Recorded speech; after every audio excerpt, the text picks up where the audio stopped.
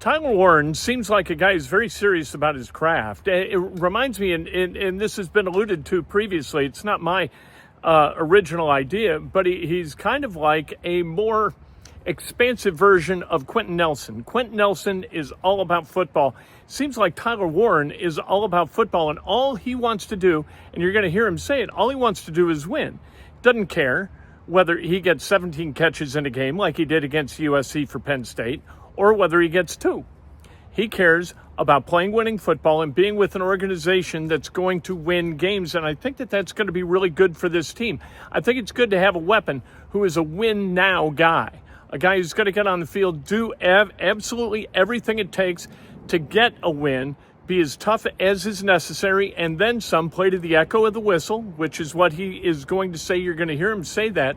I think that he, if anything, I'm more convinced he's the right guy after listening to him talk.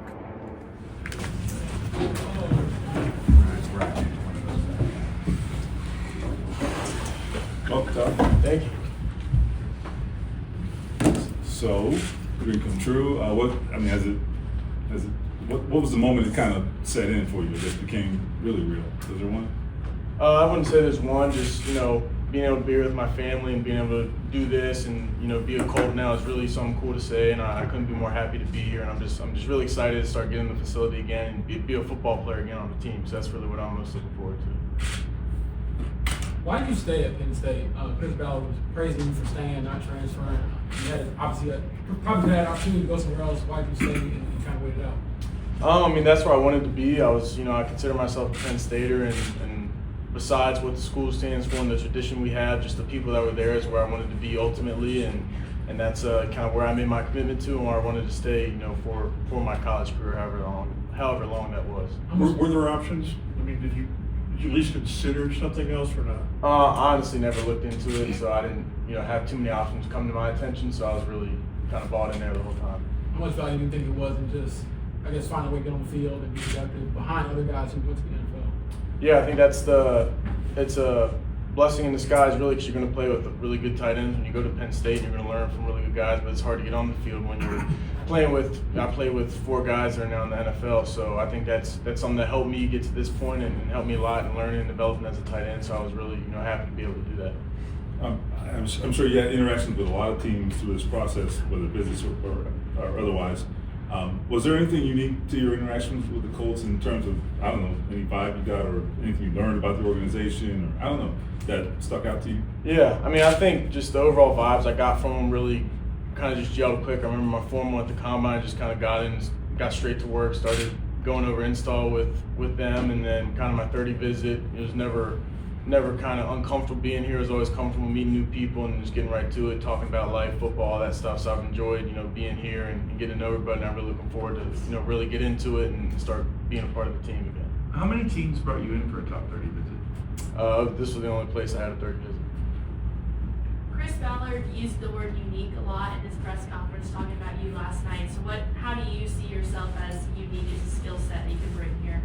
I think it kind of goes into playing tight end. It's one of the only positions where you have, kind of 2 different things that you really do that are complete opposite, right? With blocking and then pass catching. But I feel like that's the fun part about playing it. So you can do a lot of different things within the offense, and then, as you prove you can do certain things, you start moving around, doing other things. So that's what I really like about it, and I'm glad, this is a position that I've been playing, since I got to college. Chris really talked up just how unique it is for you to line up in so many different spots and play different positions. I guess, how did you go about building kind of a versatile game like that and getting good at so many different things? Yeah, I think it kind of started just growing up. It's something I kind of did, in Little League and high school, playing a bunch of different positions. And really it's just being open to it and not making it harder than it is. It's all football at the end of the day, and it's stuff I've done before, so I don't see it as learning a bunch of different stuff. I just see it as playing the game and know my job from play to play. That might look different, in a different way, but it's really just doing my job on each play. How much did it help you to play so many different positions, to learn the game and be able to understand it from different perspectives? I think playing quarterback in high school definitely helped me out with that, kind of seeing the defense as a whole. But yeah, I think being able to move around, you're going to see different angles, different views of the defense, and kind of just learning the offense as a whole, I think is important, not just knowing my job, but understanding kind of why we're doing what we're doing, and that's how I've always gone about it when learning football. Chris said the USC game was one of the most dominant games he saw all year by a college player. What do you remember about that game, and I guess what you put on tape? Yeah, it was. The numbers were pretty good in that game. But honestly, my favorite thing about that game was I never had a game-winning field goal like that where you get to storm the field, and that was in overtime. We got to kick the field goal to win it. So that was honestly my favorite part that I got out of that game because I never got to do that in my football career, and it was my last college season. So to do that was really cool. Have you ever worn a number other than 44?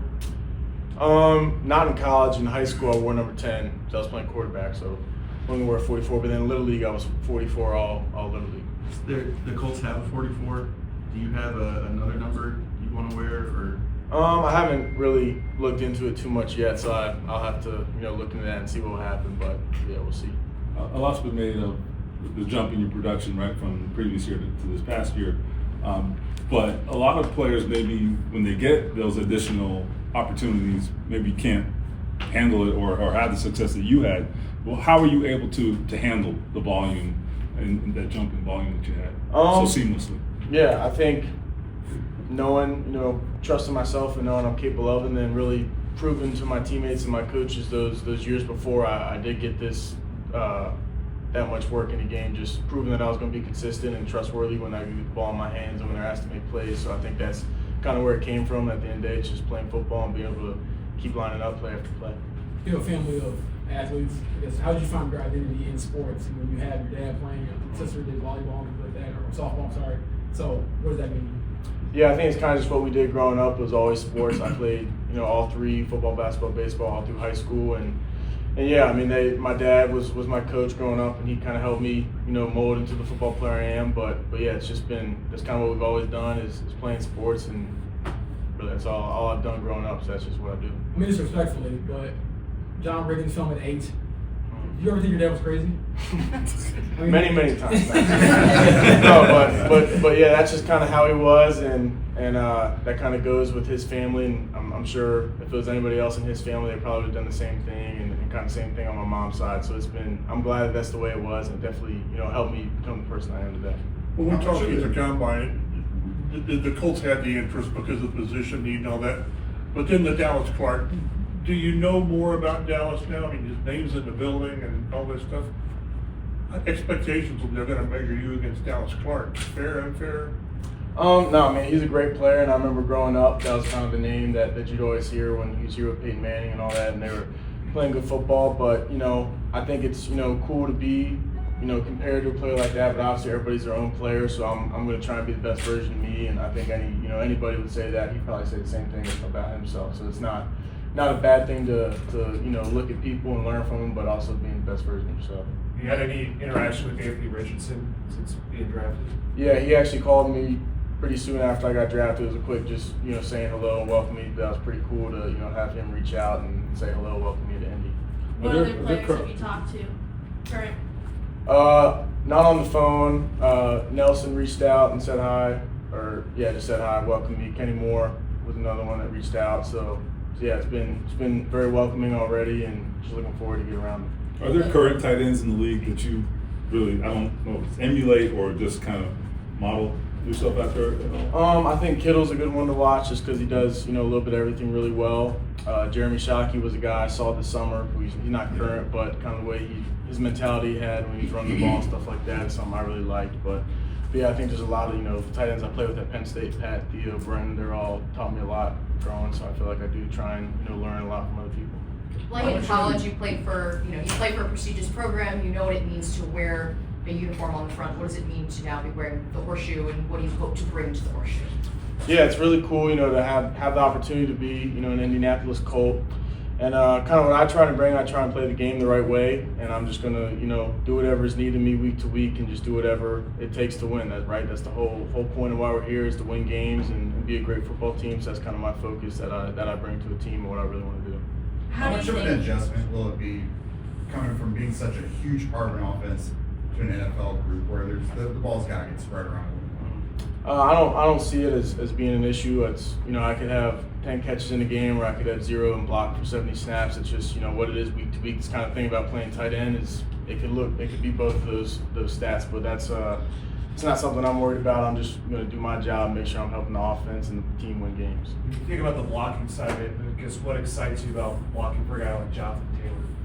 Yeah, it's it makes it easier to block for a guy like that when he can make you look good and make guys miss if you give them 1 yard ahead of steam. So I think that's really cool to be able to play with a guy like that, and this would be awesome. How much of blocking, particularly your position, is just the mentality? Yeah, I think it is a big part. I think it's really your mentality to want to do it. It starts with that. You gotta want to do it, and then learning the craft behind it and the fundamentals. But I think it does start with being willing to do it before you really know how to do it. How do you think you'll fit into this Midwestern city of Indianapolis and this franchise? I think I'll do just fine. It's been awesome here already in the quick stint we've been here, but everybody's been very welcoming and yeah, I'm just excited to be here, and I think it's going to be a great fit. And I'm not worried about being homesick or anything, so I feel at home already. What kind of impact do you think you'll have immediately on the field for this team? I'm just going to play with great effort and play the right way, and play to the echo of the whistle and just do my job and be a great teammate. When did you know your quarterback days were over? I don't know. I guess when I started getting tight end offers, I think maybe I could still do it. But no, I think I made the right decision. But yeah, I never saw myself as a quarterback. I just played in high school because we didn't have a quarterback. But I was always just a football player, so playing tight end was something I was open to going into college. As a skill position player, do you kind of prefer to play within structure, or do you like when things break down and you kind of have to be creative? I think there's room for both, right? I think there's times where it's going to be structured, and then when it does get crazy, being able to adapt and make plays, I think is important as well. So I try and be able to do both. You played quarterback because you guys didn't have one. How did all that conversation, everything go down? Well, I played I knew I could play quarterback, and I knew they needed one. I played it in middle school. It was really just kind of running back. We would throw every now and then, but yeah, I was just I was a quarterback going in, so that's what I did. But yeah, I played fullback, growing up on Little League and stuff, so I was kind of all over the place. That's Tyler Warren.